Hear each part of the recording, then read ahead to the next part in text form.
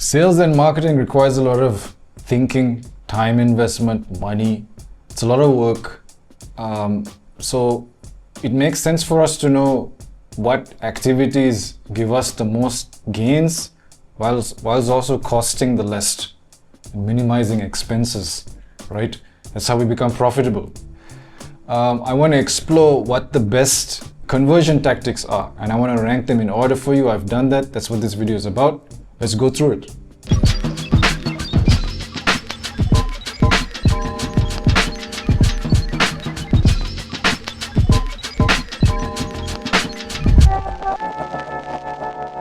I'm Irshad Aziz, co-founder of Dropkick Copy. We are direct response marketers. Our oversight translates well to all levels of the funnel, and we've touched all levels of the funnel, but it's the bottom of the funnel where email and chat exist that interests us the most. You can check out my business partner, interview some of our previous clients. The link to that is in the description below, but first watch the rest of this video. So there's many different types of verticals. There's many different types of products.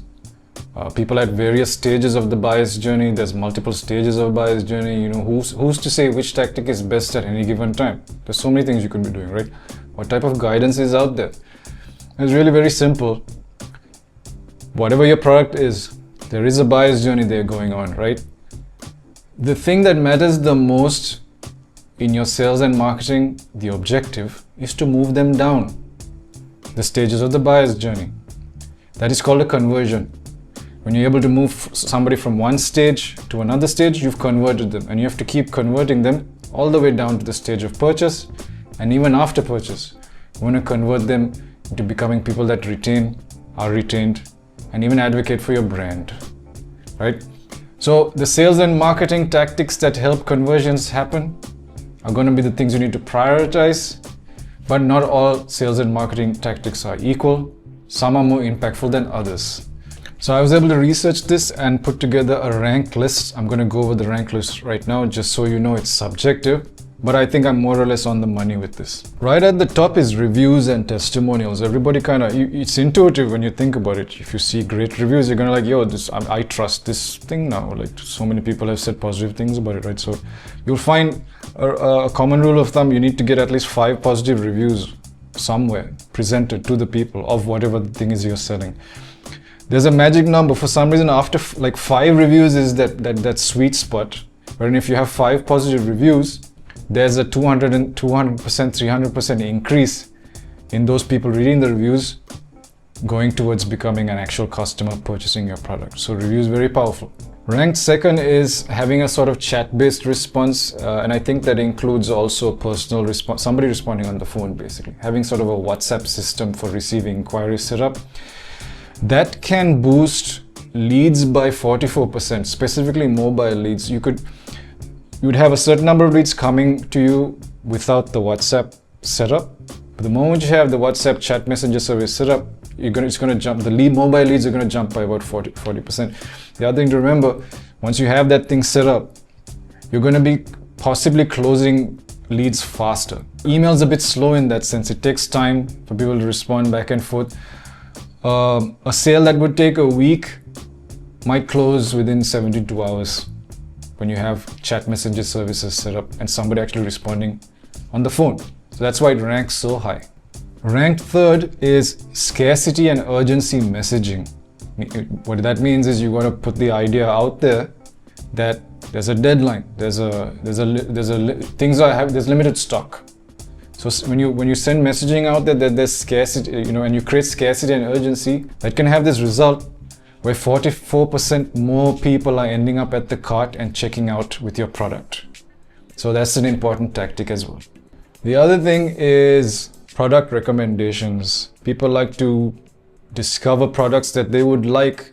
They trust you to recommend something they'd like. If they've already bought something from you at once, you might say, hey, if you like this product, you like that. So they tend to already have pre-built trust. Once they've purchased from you once and you recommend them a second product, there's estimated about a 25 to 35% chance that they'll buy from you again or buy that second product. And what that means is that increases the customer lifetime value of the customer just by having a personalized recommendation set up for them.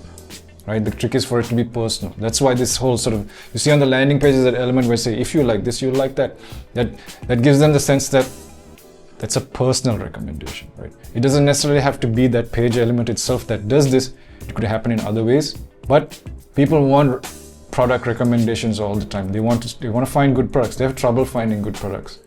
The fifth ranking thing is having some sort of system of recovering lost customers. People who have abandoned their cart, they filled up the cart and not checked out. If you have some sort of thing in place, usually this is done by email. If you have some sort of system in place for contacting them and saying, hey, why didn't you buy it?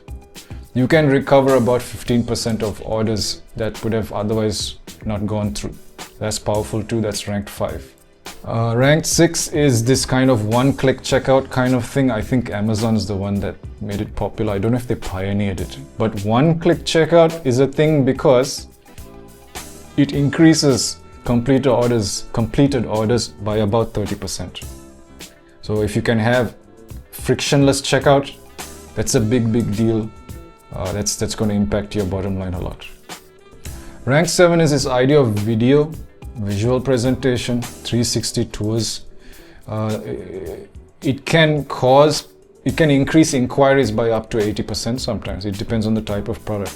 The reason it's ranked so low though is because it's specific to certain types of products. Not everything needs you to kind of examine it and be taken through it and all this type of thing. But video demonstrations, 360 tours, this is also a high ranking thing depending on the product. It's gonna move people along the funnel really fast. The other thing, interesting enough, this is similar to the scarcity one, is, and this is ranked 8, this is about letting people know, reminding them that at a certain point they get discounted on shipping. There's no shipping, or customs duties are waived. Anytime people can save money, they're interested, right?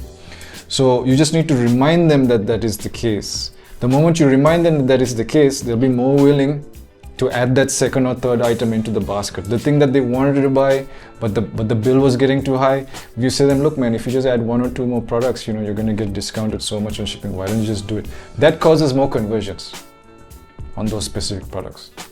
And that rate is at least, goes up to 40% sometimes. There's a 40% more likelihood somebody will purchase XYZ product just because you reminded them that there's this kind of discount situation happening on the shipping front. Ranked ninth is this thing called an exit intent lead capture. It's like, when you go to somebody's page and you're about to leave and they put up a pop-up window and say, hey, leave your email address with us, you can stay in touch, we've got a bunch of information you might be interested in, you can follow up on the topic that you were searching, etc., etc. If you capture emails on people's way out, that increases email capture by 10 to 15%. Why does that even matter? Well, because a lot of the high revenue generating tactics depend on having the email, right? So this is very powerful. The reason why it's ranked so low though in this order is because it's more of a top of the funnel kind of thing. It moves people just 1 or 2 steps down the funnel. Later on though, it's because of the email that you can do so many other things. So you could argue this should be ranked much higher, but exit intent lead capture is a good tactic. And lastly, ranked 10th is this idea of a post-purchase touch point, a post-purchase conversion tactic that gets people to upgrade what they've bought or buy something else similar to it. This is what encourages repeat sales. You could say that this should rank higher in the order, but the fact is that this doesn't move people further down the funnel. They're already at the bottom of the funnel when this is done, this tactic is done. It does boost customer lifetime value though, and this becomes your bread and butter for making real revenue because you're extracting more earnings from each customer that you've already acquired. So these 10 are the most impactful tactics, conversion tactics that you need to be focusing on when you're trying to grow revenue. So I wanna conclude like this, where we're into direct response marketing. So I thought it'd be nice to end by highlighting where email plays a part or contributes towards these conversion tactics. So for the most impactful thing, rank number 1 is the reviews, right? So email can help with getting reviews. Once you've got people down the funnel, they're at the, you have them, you have the email, you have their phone number, whatever it is. You can wait a little while and then check back in with them and see how they're doing. How did they use the product? How was it? How was the experience? So give them a bit of time, hit them up with an email, say go to this page, leave us a review, or tell us directly in your own words how you feel about the product, and we might just use it on our page if you don't mind. You could also incentivize this thing and make it more interesting for them to participate. Email helps with this a lot. Rank third, where you have to generate scarcity and urgency. With emails, you can run campaigns, like flash sales, deadline reminders, all of that stuff. Email's good for that. It can be scaled up and automated in a way that phone can't. You can't do this on a phone. So email is perfect for that. And again, you wouldn't reach them anywhere else outside of this channel because you've already got them down the funnel, right? So you have them in your hand and you can kind of urge them to act with urgency. Then the fourth ranked one, the one about personalized recommendations. Email is superb for this as well, because with email, you can segment people. You can slowly get to know the people on your list. You can then separate them into segments and target each segment with specific messaging, products related to each segment. Email is perfect for this as well. For abandoned cart recovery, email has always been the best tool for this because usually at the point of dealing with the cart, you can ask people to enter their email address because you need to send a receipt, right? So if they check in, if they sort of move things into the cart and then abandon it, you already have their email. Using the email, you can hit them up and say, where are you? What happened? Why didn't you complete the purchase? Blah, blah, blah, blah, blah. So email incorporated at that point is very powerful. Email is also useful, just like the urgency thing. Email is also useful for letting people know that they're getting discounts on shipping and stuff, that they've reached it. They're able to buy more for less. Use email there as well. Rank 9 was this thing about exit intent lead capture. Yeah, so what that allows you to do, and email is necessary for this as well. Email allows you to run things like welcome campaigns and onboarding campaigns. For certain products, especially like SaaS businesses, they use this a lot.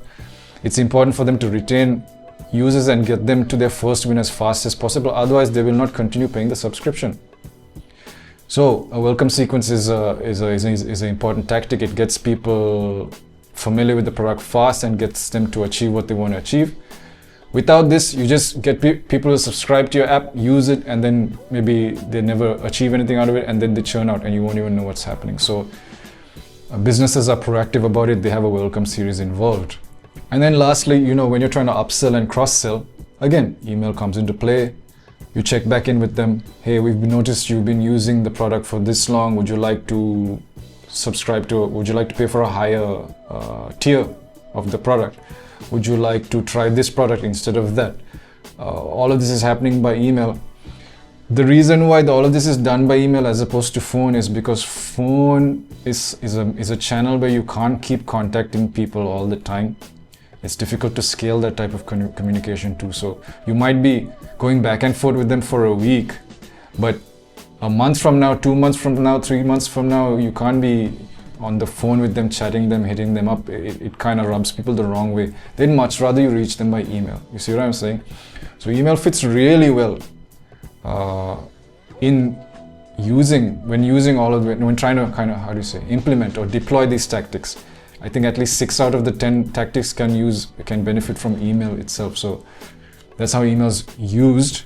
It's very powerful when you're trying to make conversions happen. All right, so make sure you focus your effort on the most impactful converting tactics.